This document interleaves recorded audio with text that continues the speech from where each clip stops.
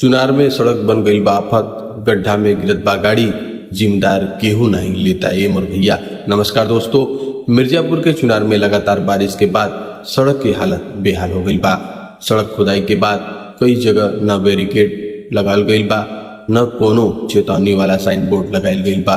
पानी भरला के बाद चलत सड़क के गड्ढा के अंदाज भी न लगाए जा सके। स्थानीय लोग के कहना बा ये मोर भैया कि दिन में कई बेरा गाड़ी गड्ढा में फंस जाता और गिर जात बाड़ा, जौना से जान माल के नुकसान के खतरा लगातार बनल बा।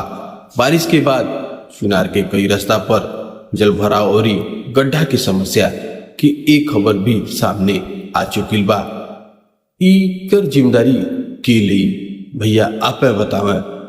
लोग सवाल बराबर उठा रहल बाड़े कि अगर सड़क खुदला गईल त ओकरा चारों तरफ सुरक्षा के इंतजाम काहे नहीं लगाल गईल बा।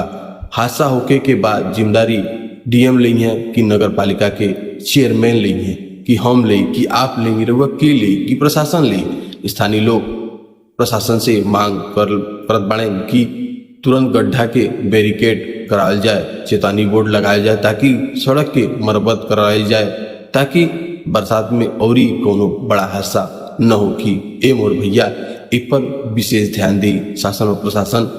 ई जो घटना घटता इ पर जरूर देखी ए मोर भैया। चुनार में सड़क के गड्ढा बनल जानलेवा, पानी में ना दिखत बा गड्ढा, एक के बाद एक फंसत बा गाड़ी, आखिर जिम्मेदार के बा ए मोर भैया। बहुत बहुत धन्यवाद।